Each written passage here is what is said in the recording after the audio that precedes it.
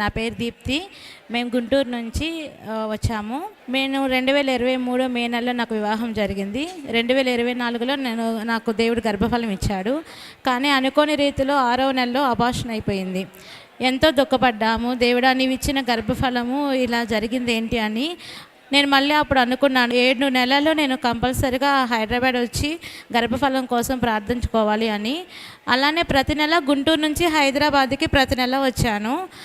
5వ నెలలో ఉండగానే నేను మళ్ళీ గర్భం దాల్చాను. మార్చి 16వ తారీఖు నేను వచ్చాను. ఎంతో దుఃఖిస్తూ ఉన్నాను నేను అప్పుడు.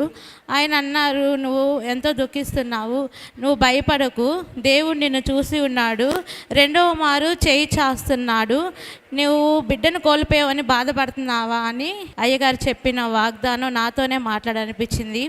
నేను ఆ నెక్స్ట్ డేనే 17వ తారీఖు టెస్ట్ చేసుకుంటే నాకు పాజిటివ్ వచ్చింది. పాజిటివ్ వచ్చిన తర్వాత డాక్టర్ దగ్గరికి వెళ్తే 3rd మంత్ అమ్మ, కంప్లీట్ బెడ్ రెస్ట్ అని చెప్పారు. కానీ అనుకోకుండా మళ్ళీ బ్లీడింగ్ అవ్వడం స్టార్ట్ అయ్యింది. దేవుడా, ఏంటి ఇది, నాకు మొదటి బిడ్డ మీరు 6వ నెలలోనే అబార్షన్ అయింది, మళ్ళీ 2వ బిడ్డకి బ్లీడింగ్ అవుతుందని నేను బాధపడ్డాను. అప్పుడు అనుకున్నాను, నేను మళ్ళీ నాకు కోల్పోయిన బిడ్డని ఇచ్చి దేవుడా అదే మగబిడ్డ నేను పొందుకుంటే నేను మళ్ళీ స్పాన్సర్ చేసుకుని హైదరాబాద్ వచ్చి సాక్ష్యం చెప్తానని అనుకోని రీతిలో దేవుడు నాకు మళ్ళీ మగబిడ్డనే ఇచ్చాడు. ఎలాంటి ప్రాబ్లం లేకుండా, ఏ ఇబ్బందులు లేకుండా హెల్దీ బేబీ పుట్టాడు. ఇది నా చిన్న సాక్ష్యం. దేవుడు దీవించును గాక. ఆమేన్.